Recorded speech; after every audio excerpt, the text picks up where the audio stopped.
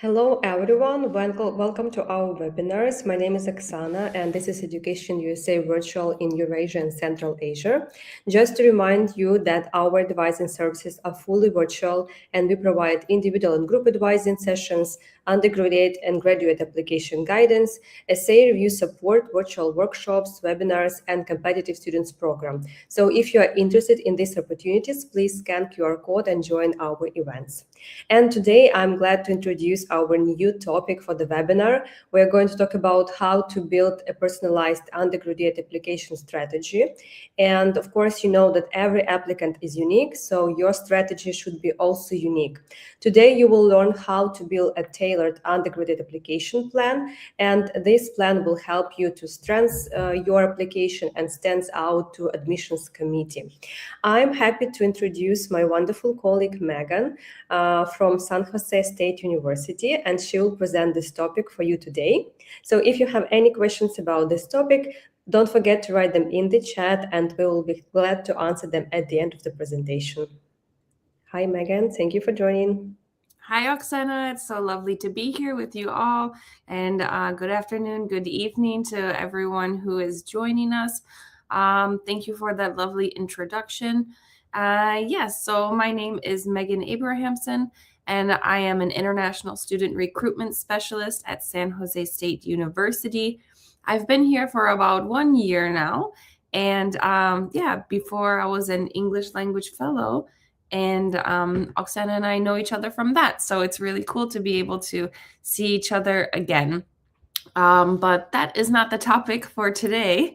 Today, we are talking about building a personalized undergraduate application strategy.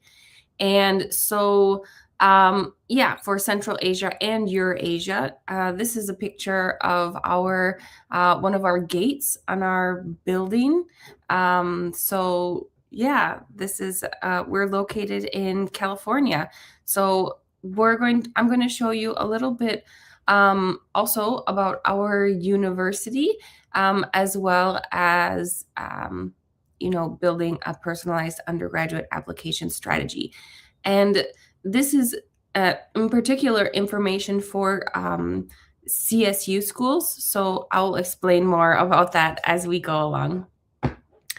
Yes, so also, I already mentioned the first 2 bullet points, but mainly people know us from our location, which was we are located in the heart of Silicon Valley, and it brings a very diverse and international community.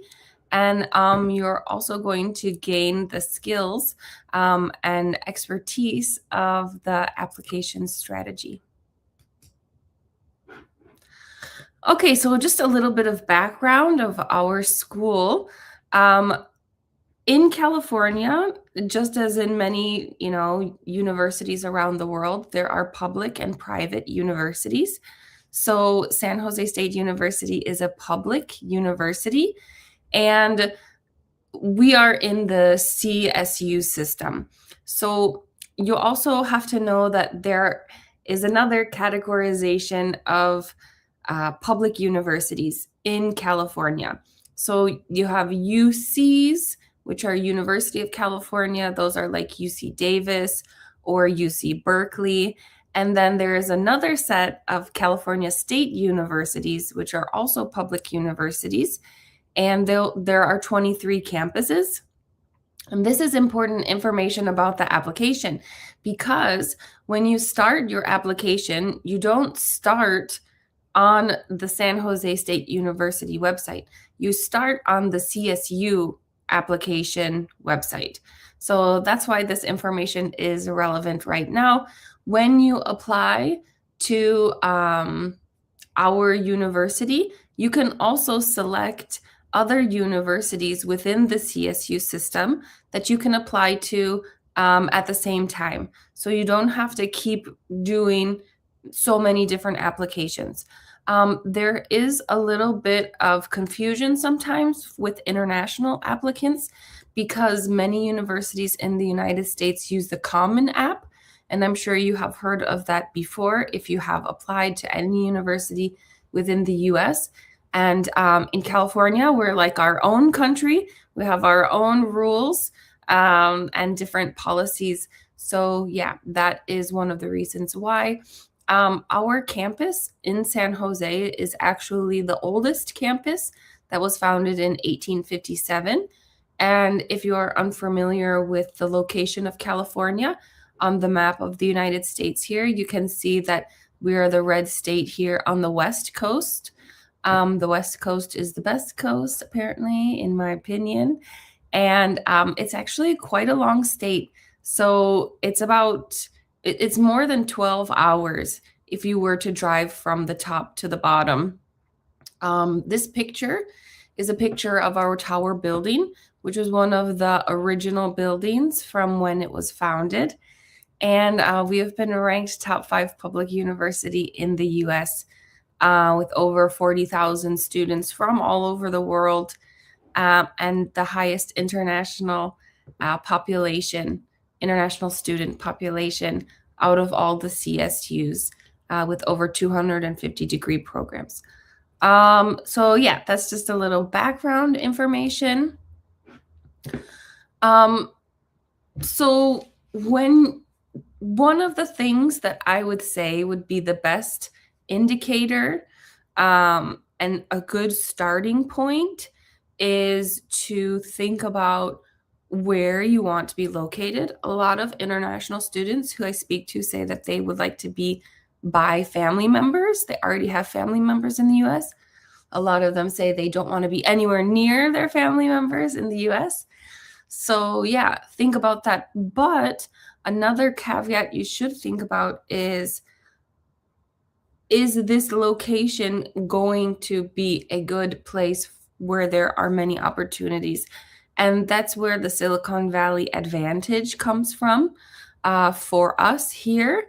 As you can see on the map, if you zoom in, we have San Francisco is probably the most famous city in the Bay Area. And we're located here with our little Spartan logo. We're in the South Bay. And as you go along this whole peninsula, there's many headquarters of tech companies, social media, auto industry, computer chip making, LinkedIn, even Pixar, for example. So the first advice that if I can give any would be about the same thing when you're buying an apartment, a house, and they always say location, location, location. So if this is up your alley, and if you're interested in computer science, data analysis, anything like that, then this is going to be a good spot for you. And I'm going to also explain why. The reason is because over 25,000 jobs in California, San Jose State University helps support that. So we are the #1 public university for Silicon Valley hires. And the reason is because of our relationship that we have with many of these organizations and companies in the area. So many times you will have people who are working from these companies will be able to come in and maybe teach one of your classes, or they are retired from working at one of these companies and we can hire them as a professor. So it's kind of like this brain system that's in this area. Apart from the many opportunities, which is the #1 for international student employment outcomes in the US, there are over 300 days of sunshine. So it's actually just such a lovely place to be. Also, the #1 safest large city in the United States, and it's also very diverse.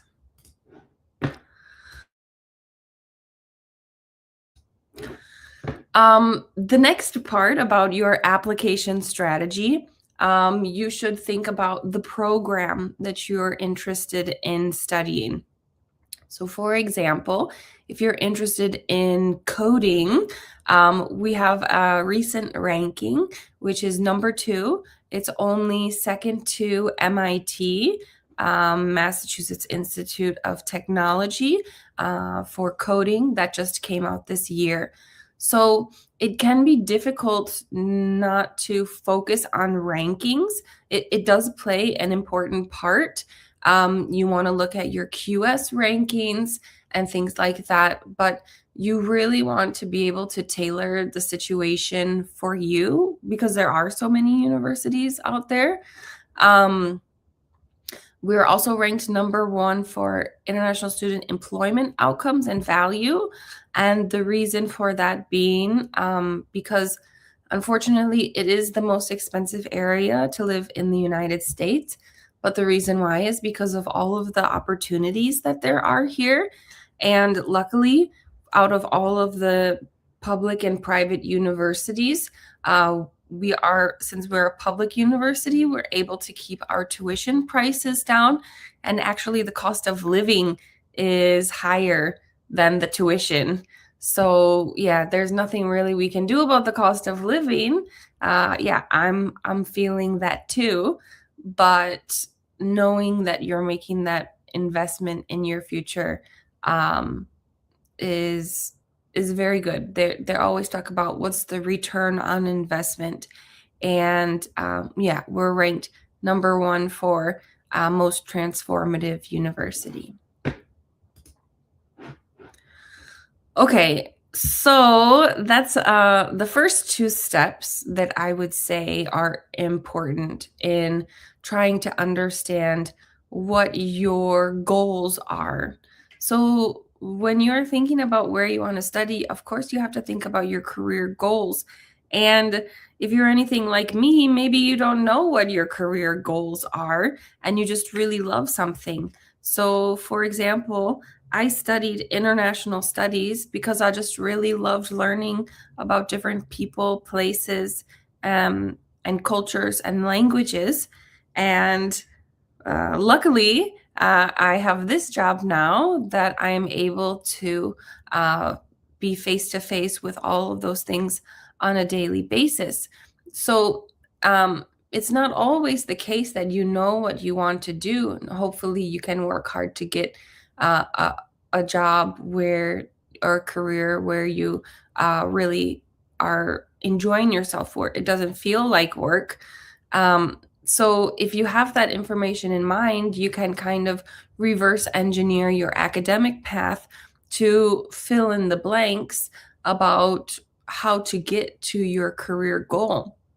So maybe you have a best friend and you just want to be with them, and that's a good start, but you also have to think about, do you align with your friend on where you want to be?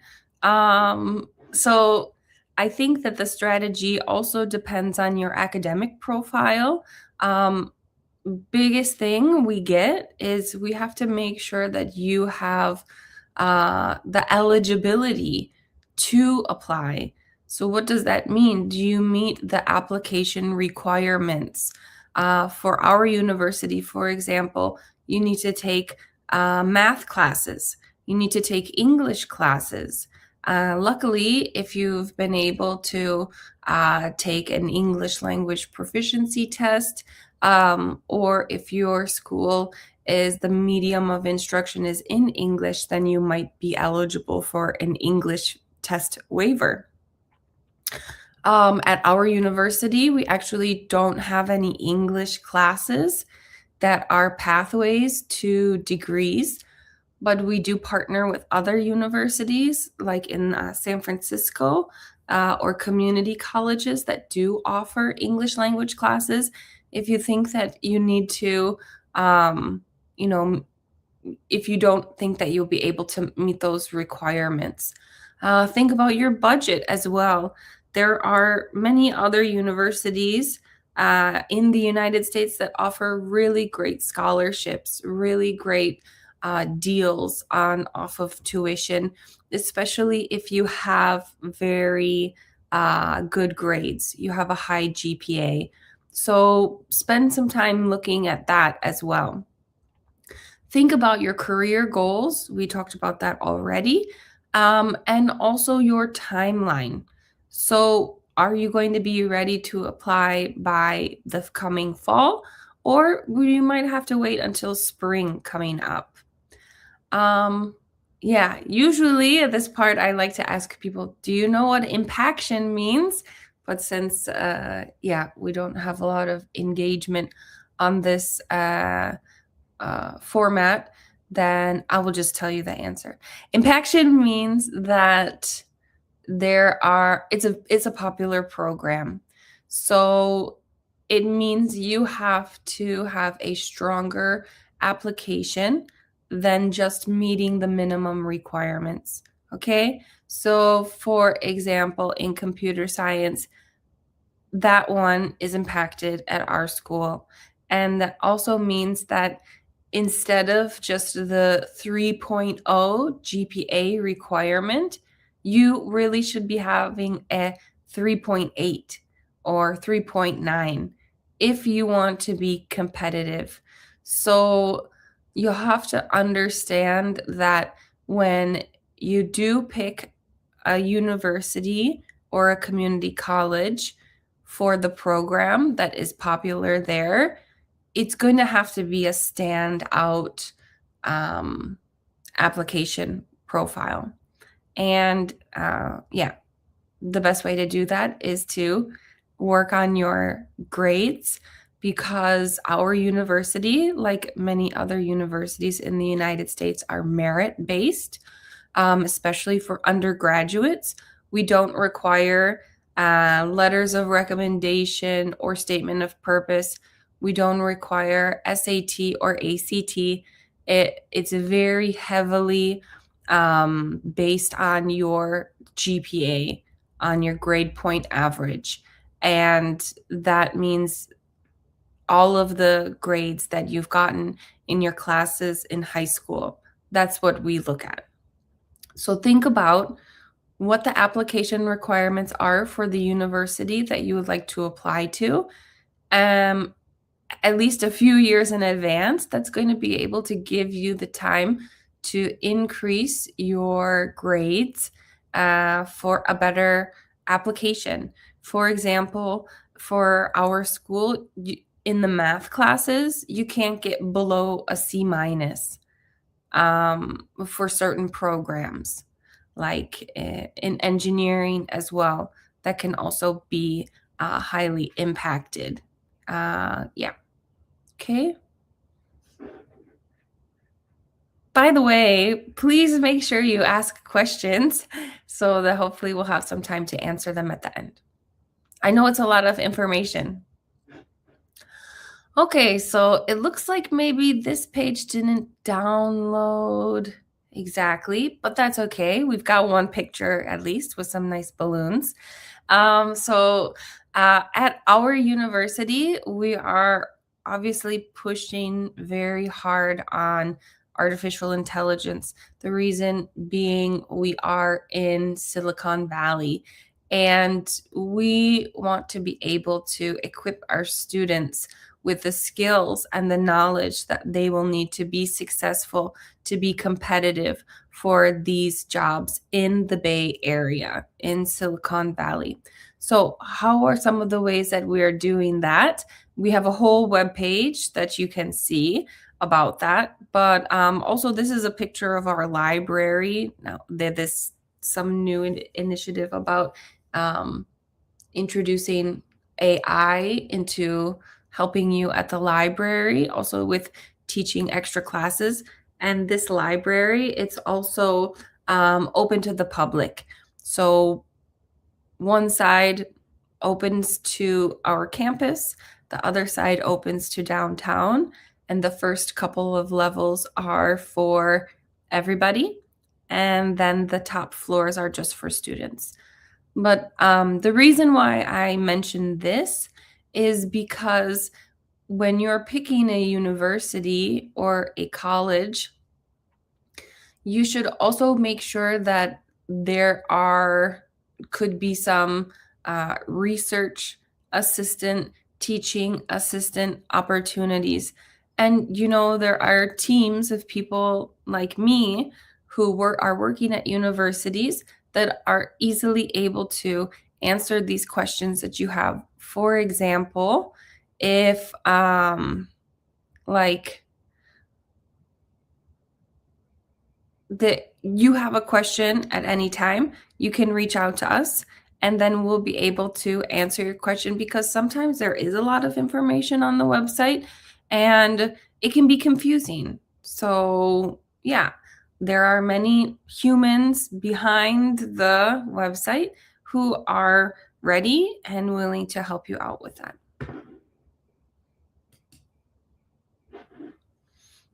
Okay. Another tip for your application strategy is the diversification. So, of course, we already mentioned reverse engineering. So, it's also good to have some safety schools. You can have the schools that you are really interested in going, and why not shoot for the stars if you're able to pay the application fee and you're able to understand. Also, a good note, if you want to like apply to any of the universities in the CSU system in addition to ours, it's just a one-time application fee of $70, but potentially you could apply to 23 different universities with that same application fee. So that's a good tip as well. Yeah, you have to think about different options. So something that's going on right now that I've been seeing with international students is they're not just applying in the US, they're applying to Australia, they're applying to Canada, they're applying to UK, to Ireland, and yeah, that's okay. Not going to say you have to only apply to our university. That's not realistic, but in general, do your research on what universities would be compatible with you. If the location is important to you, about how far you want to be from your family, there are also many U.S. universities that are in Dubai, for example, or are in China, for example. So if you're considering you would like to go to a US university, but you wouldn't like to go to the US, there are those options as well that you can apply to.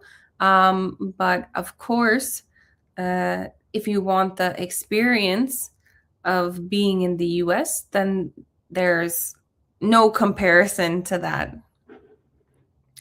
Also, it's very important to think about the visa success rates, the affordability, and the outcomes. So, think about where you are applying from, or if you have a passport or residency in a different country, that might help you apply. For example, it's very difficult to secure a visa appointment interview in India right now, just because there are many people like applicants from there. That's where we get most of our applicants from. And people are noticing that now there aren't many spots that will allow them to come to university on time. They might have to defer, for example. So, also think about that. And yeah, after you finish your application and submit all of your documents, then we send your application to the program that you apply for. They make a decision about whether or not you've been admitted. And after you, get your decision and you accept the intent to enroll, then you will get the I-20, which is needed for you to apply for your visa to schedule the appointment. So you also have to think about, to get all of those documents and to make all of those processes, like have them easily accessible, ready to go so that you don't delay on securing a visa appointment for scheduling your student visa interview. Okay, a lot of information. Maybe we need to take a break now. No, we can keep going. Maybe I'll just take a drink for a second. Okay, all better now. This is a big part for your application strategy. How can you pay for the university? Because it's not always the case that you can get a full ride scholarship. They do exist, and it's important information. If this is really your dream and you coming up short in any aspect, I would say that's where Education USA comes in. Maybe they can help you out with learning about what some scholarship opportunities there are. Excuse me. I know that in certain countries like Uzbekistan, for example, there are government scholarships that you can apply for if you are selected and admitted to a university. So that is a great way to help pay for your education. So you have to, when you're thinking about paying for the tuition and the scholarship, you have to think in many different ways. So first of all, think about what funds are available personally, what funds are available through scholarships, and what funds are available in scholarships. There are scholarships from the university that you apply to, and there are scholarships that are from different entities, like private entities like McDonald's or Adobe, and then from government as well. So you have to think about the whole picture of where can I apply to scholarships, and then you have to also make sure you have a look at the deadlines. So for example, we have a scholarship at our university that's just for international students. It's called the Global Spartan Scholarship, but the application period is already closed for this. And if you want to apply for this scholarship, you have to make sure, number one, you know when it opens and when it closes. So when you're looking up how to fund your studies, the first step I would say is find out what is available to you. And then the other very important thing is find out the application period. Ours, for example, is only open for 1 month. So then you have to wait another year if you miss that deadline. So mark it on your calendar. For example, this year, for the Global Spartan Scholarship, we had over 100 applications, and we were able to award, I think, around 10 students with about $5,000 each. So you can see with how much the tuition is, in addition to the living expenses, that $5,000, as nice as it is, it's not going to cover. So you might have to apply for multiple scholarships. And there are other universities, as I mentioned, that can help pay for 75% of your scholarship if you have a good GPA.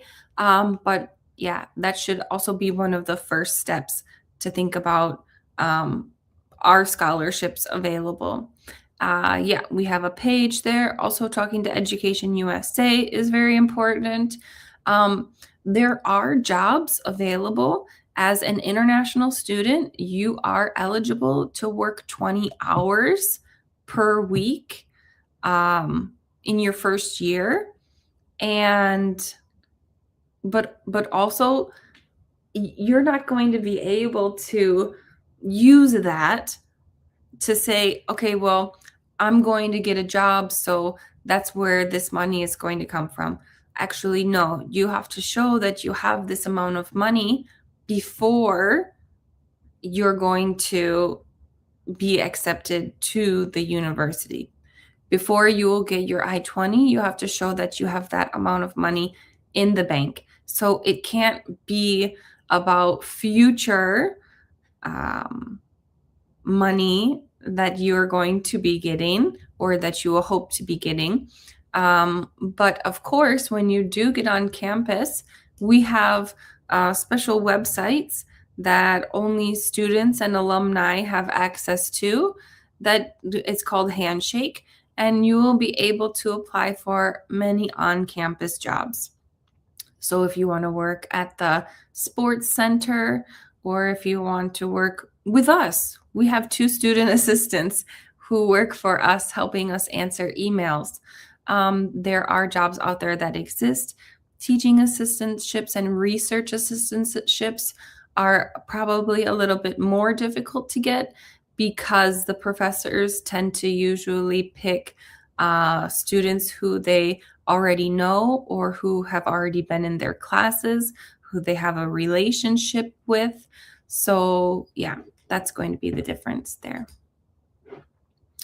Yeah, so this is obviously our admission requirements, but it's an important step. And I just wanted, I've already mentioned that you have to be aware of what the admission requirements are, but I will just give you an example at our university.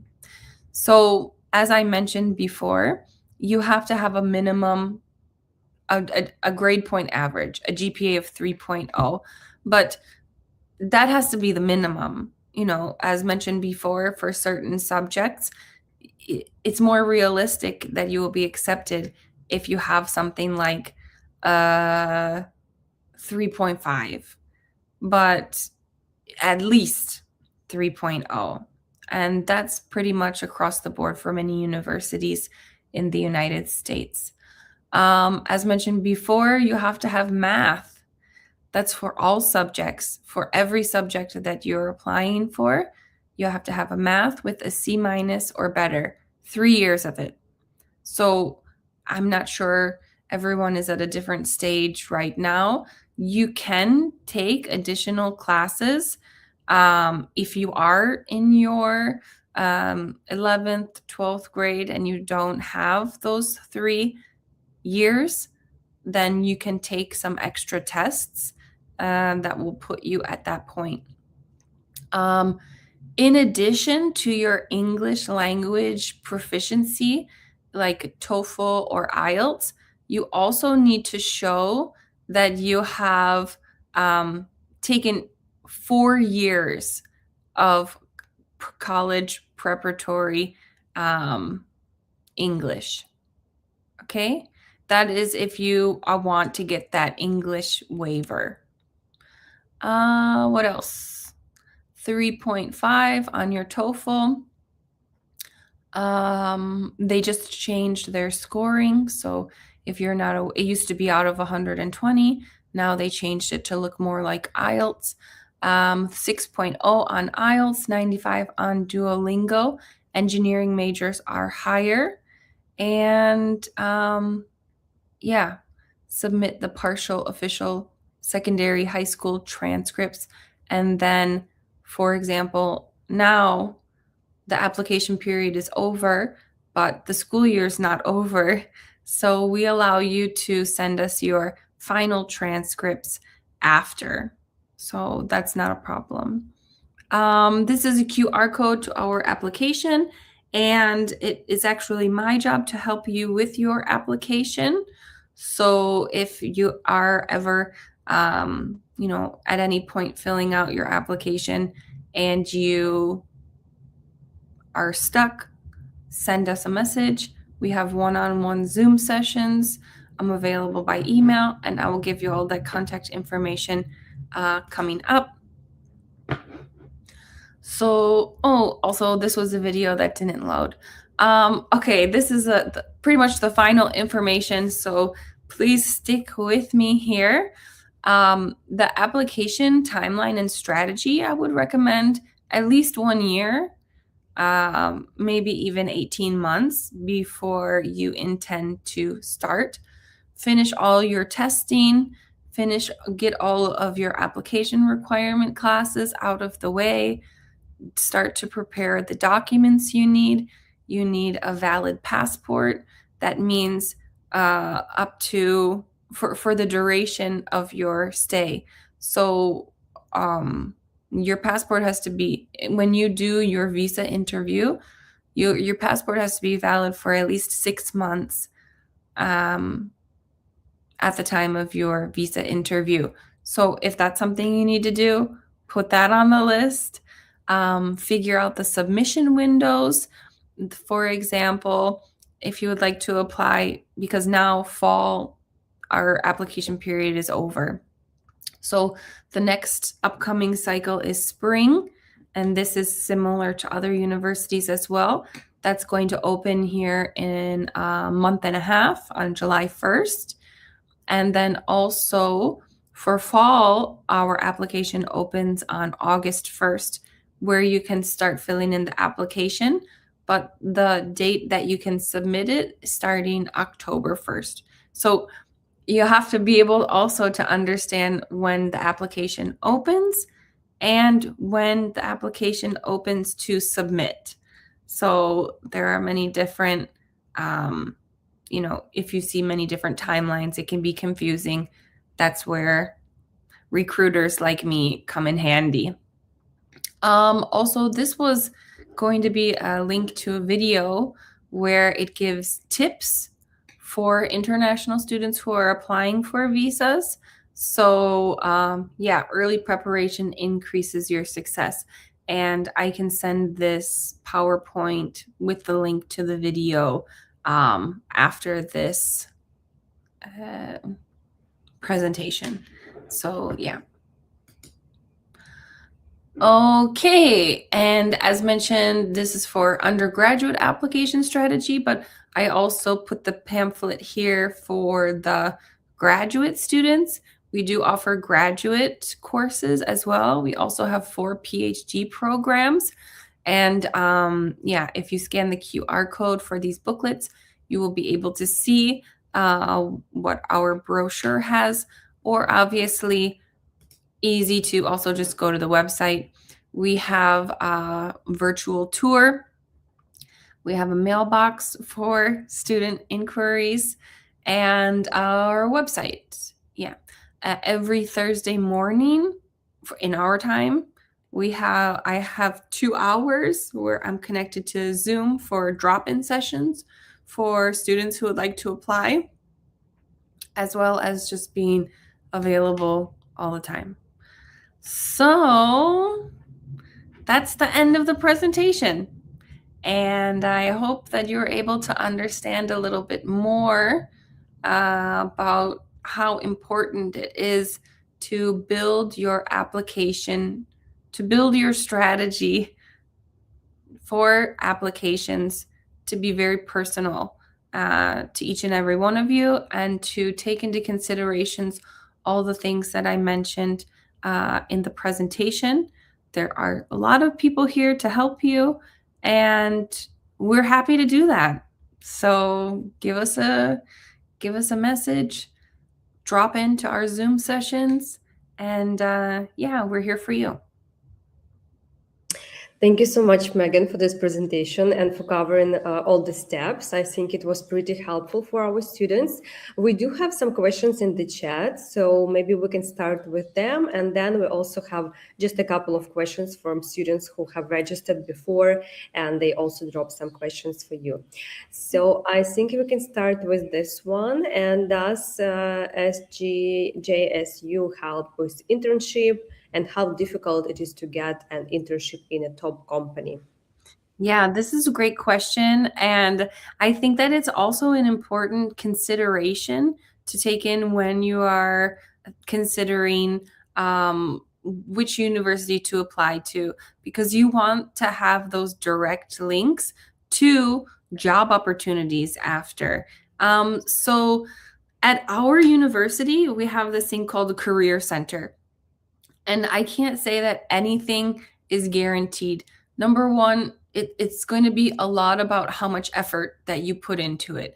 The internships are available, but it's not guaranteed for everyone, because if you want those internship positions, just like a teaching assistant or a research assistant, you have to put in the effort and you have to show with different letters of recommendation or statement of purpose. But we have many, if you want to go to our website and just type in Career Center, there is somebody to help you every single step of the way. So at our university, when you're in your home country, this is the first point of contact with me as someone who is in recruitment. But then once you get to our university, your next point of contact is with International Student and Scholar Services. And through them, they have, resume building workshops. They have application strategies. So you can even have book an appointment, book a time with a career counselor that is going to help you understand what opportunities there are available. We have, job and internship fairs. So just looking on our website, I didn't include it in this presentation, but in our other presentation, we have a whole page to show what the job fairs look like. If you go to our website and you type in SJSU job fairs, you can see, for example, now this term has just finished. And in the last term, we had 4 job fairs going on. So even in one semester, there are 4 different opportunities where you have those chances to meet with leaders or who are going to be in the industry to connect you to those internship opportunities. So no, it's not guaranteed, but yes, they are available. And we do as much as we can to set up those interactions where it's going to be possible for you. Great, thank you so much. The next question is, can I contact you if I plan master's degree in university and I'm an international student? Oh yeah, 100%. Pina colada, you are welcome to come anytime.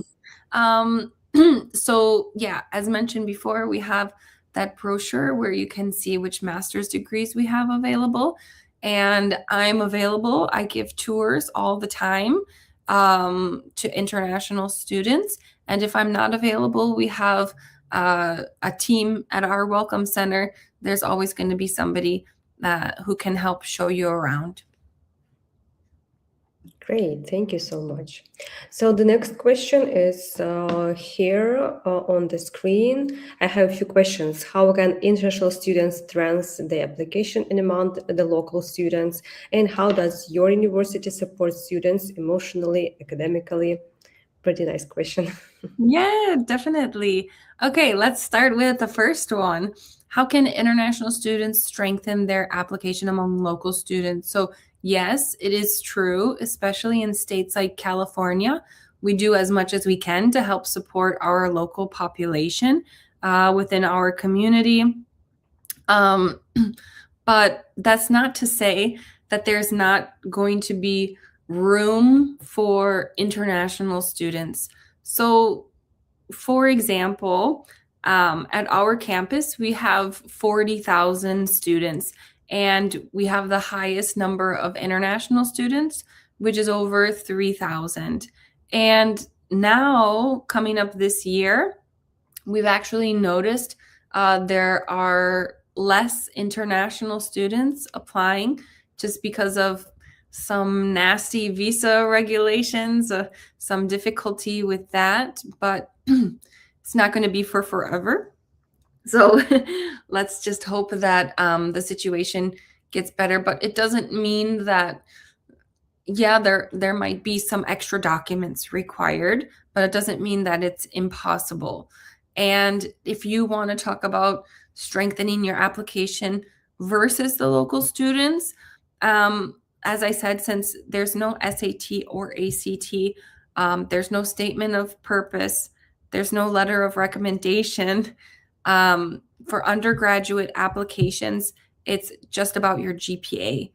So my advice to you would be not just to make those requirements for the application, but try to do as much as you can to go above and beyond that. And there are a lot of students who will message us and say, "Oh, I got denied. Can you help me with this?" And don't wait until you have the admission decision if you have questions. Many times that we talk to international students, they will say, "Oh, I didn't know I had to upload that document," or it can be confusing. So at the first sign of feeling confused, please reach out to someone. Don't leave it till the end. Because there are a lot of documents that are required, and that's the thing that we're doing. Check your emails as well when it comes to the application period. And how do we support students emotionally and academically? So as mentioned before, the International Student Services and Scholar Services, they really help out. They have weekly events for international students to connect with each other. We have over 300 student organizations. So you can join, Coding for Girls, or snowboard and ski club. There's like Lake Tahoe area that's 3 hours away from here, and they organize weekend trips. There's hiking trips. There's always something to do. And even in San Jose, because we're located right in downtown, it's about 10 minutes away from the international airport, that there's always something going on in the city. Like, for example, for starting this weekend and going on all summer, there are free concerts in the park.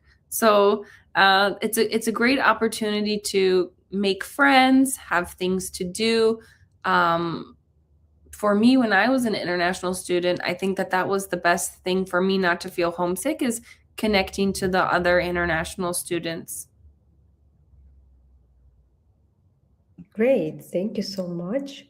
So the next question is, what's the strongest application strategy? Showing long-term commitment to my career path, highlighting what unique value I'd bring to campus, or proving I can handle the academic workload?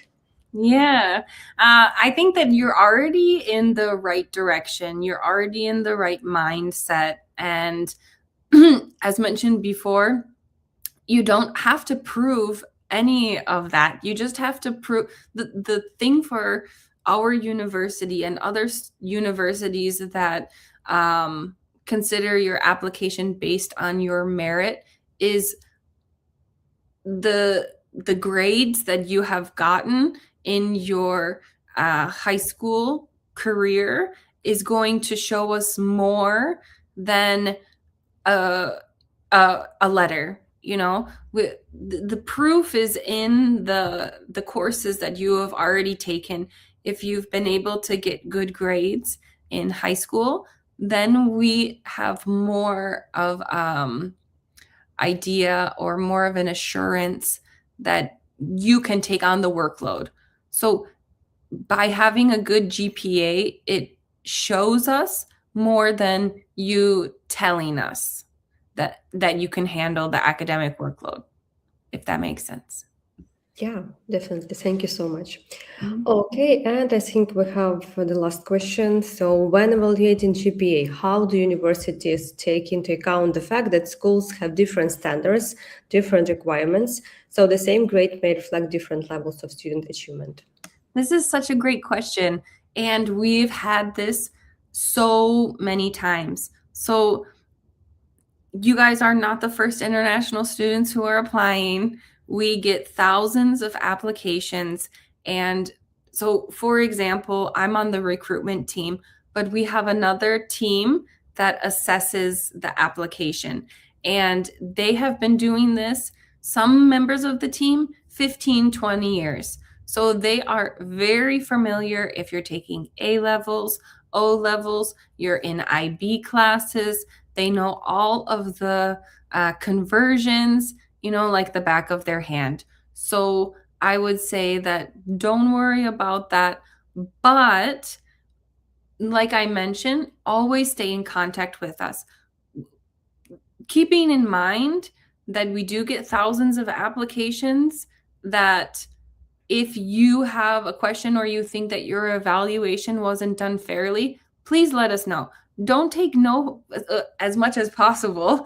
If you hit a road bump or something, you are your biggest advocate. Nobody is going to push as hard, maybe your parents or a family member, but for you. So if you want to get there, you'll have to put in that effort, and you have to show that you care. And by staying aware of, getting that credit. I'll give you an example.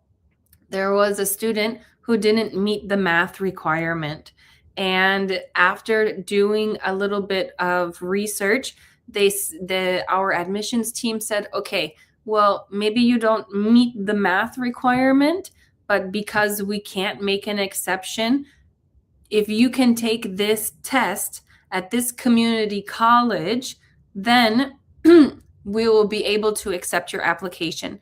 So they're not going to just say, okay, since you asked us, we're going to give it to you. No, they're going to tell you a way that if you can show us that you did this, then now you will meet that requirement. So they're not going to just tell you, no, no, no. They're going to give an explanation why. And something that I also really like from our admissions team and our application is when you apply, you have to select your second choice. So if you are applying to an impacted program like computer science or computer engineering, then maybe it's impacted and you're not able to make it for that one, but you put in something else, aerospace engineering, and then you might get into that one. So it's giving you a second chance where you don't have to start that process all over from the beginning. You don't have to pay the application fee again. You don't have to wait another year. And we can keep doing that. I've seen the case with one applicant, like we offered them 5 different majors. We said, okay, this one's not available, but what do you think about this one? What do you think about this one? Like trying to meet the student where they are to allow them to come in when they want to. Hey, great. Thank you so much. This is amazing. Okay, and this is definitely the last question for today. So, and this is about the scholarship. Very nice. I'd like to clarify this. Should students that get 100% scholarship work for the university or something like that? Yeah, if you can completely cover the tuition and the cost of living, and you have enough money, you don't need to get a job, obviously. But if you want to get a job, it's available. And for the first year, international students can only work on campus jobs and only maximum 20 hours per week. Excuse me. So if you're getting a 100% scholarship for through your government, no, focus on your studies. That's more important. If you want to get a job, it's available. Yeah, that's amazing. Great. Thank you so much for covering so many points in today's presentation. And thanks our students for your questions. They're really helpful for everyone. And yeah, thank you so being interested in this topic as well. I would like to say thank you to you, Megan, for joining us today. And maybe like last wishes to our students, like international applicants, because like their application process will start soon. Like what would you recommend them to do, or like how to start this period in their life?